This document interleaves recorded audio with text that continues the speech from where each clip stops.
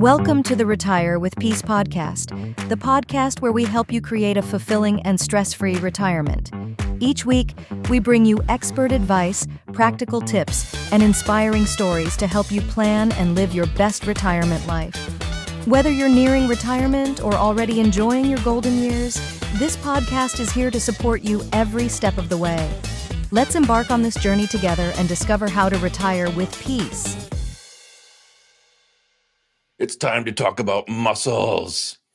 Let's talk about strength training to retire with peace today. As always, I'm Dave Zaegel. I'm your host, and we are in the middle of a series on living healthier. And we've talked about eating protein. We've talked about drinking water. We've talked about mobility and strength and all those things that come along with living healthy.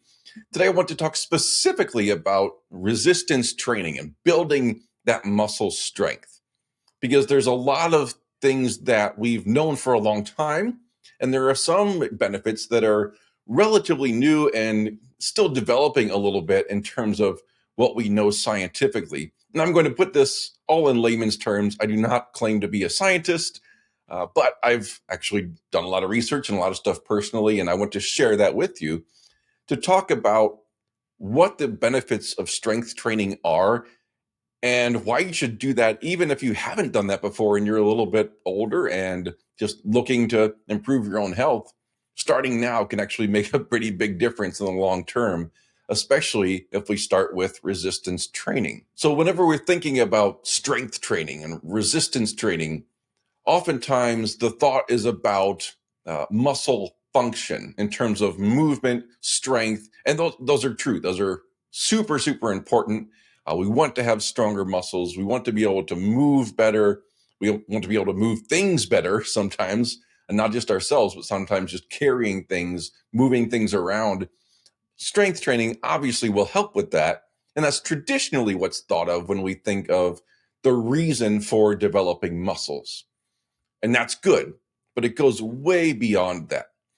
I'm going to go over a couple of things that resistance training really helps with, not just on the functional movement side, but what happens even on the inside of your body, whether it's your bones, your brain, your metabolism, all the above. Let's talk about each of those and why resistance training can help. One thing that's important as we age is to make sure that we have strong bones. Obviously, as we age, that becomes more and more difficult. The bones will weaken, become a little bit more brittle, but we can reverse a little bit of that with strength training, because strength training will stress the bones in a positive way and increase bone density and reduce risk of things like osteoporosis. So we don't want to stress our bones in terms of slamming them all the time and, falling. We don't want to fall. That's why we try to be stronger so we don't fall, because that's a big deal when we get older, obviously.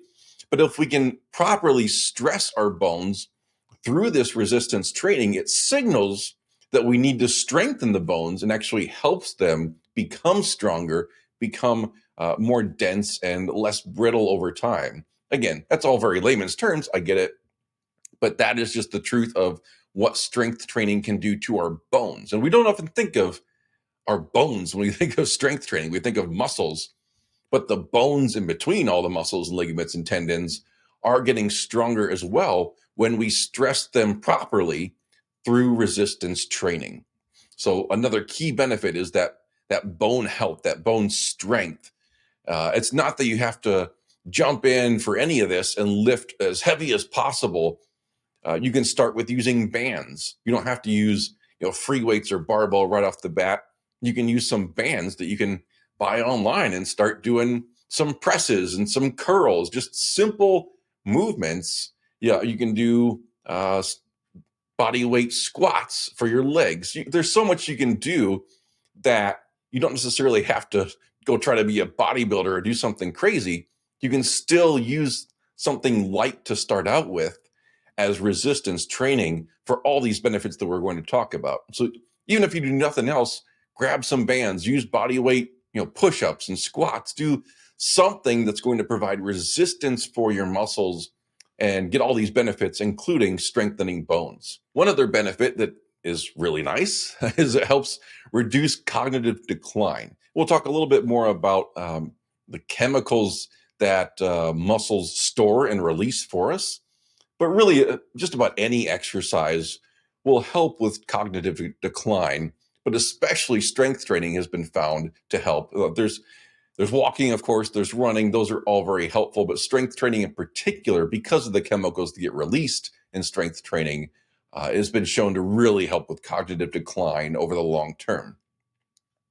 Additionally, muscles will help boost your metabolism. So this is great because it's not only the exercise itself that is necessarily burning calories, boosting your metabolism, but as you develop lean muscle, it's helping burn those calories and boost your metabolism while you're resting. Because that muscle, especially if you're fueling it properly with protein and water, which we talked about in previous episodes, especially if you are fueling it properly, it is really burning a lot of calories for you because it needs that energy to maintain to maintain its form, to still be in existence. We don't want the muscles to fall away, but just know that if you're building that muscle over time, it's not just for show, and it's not only just for function.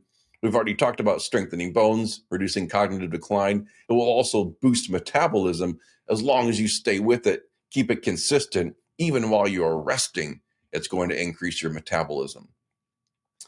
And lastly, let's talk about the immune system and muscles' impact on this. Now, I found this very interesting because, again, we think about muscle in terms of strength and movement and range of motion, all those different things, all great stuff. But what we're learning more and more about over the past several years is muscle as an organ and what that organ can produce in terms of the chemicals that it releases into the system to help with things like we talked about with cognitive decline, boosting metabolism, but also what chemicals it can send out of the muscle to help reduce disease and help with immune system. And I find this really, really fascinating because it's really a new, I think of it as a turning point in terms of medicine when we can talk more specifically, not only about saying, okay, yes, exercise is helpful. You need to do that for good health. Now we're looking at it saying, okay, exactly what chemicals are being released from muscles? How is muscle becoming an organ that's not just for movement, it's for chemical storage and chemical release to help with our immune system. Now we're finding out that when we're moving our muscles consistently and strengthening them, that again, even while we're resting, not only is it boosting our metabolism, but that movement and that muscle development is consistently releasing chemicals that are going to help fight disease and help our immune system just fight general illness as well. Like I said, I find this really interesting, and I've seen this work really well from personal experience. I've mentioned on previous episodes that less than a year ago, I did a round of what's called 75 hard, and you have to do a lot of different things. You have to exercise twice a day, once outside, drink a gallon of water. You have to follow a diet plan. You have to read nonfiction every day. Lots of different steps that you have to do. What I find interesting, though, is I've done this twice now in that less than a year span, and it's been helpful for me to stay healthy because what happened, I got sick the third week into it the first time I was doing it. So I actually got some sort of stomach bug or something I ate. I don't know what, but it actually helped me recover a little faster. But since that time, I have not been sick once. And I'm not going to knock on wood because I think it's a little bit more than luck, because anytime I feel anything coming on, I go right back to the fundamentals. And trust me, I got 3 kids, I got a family. They come home from school with every virus possible.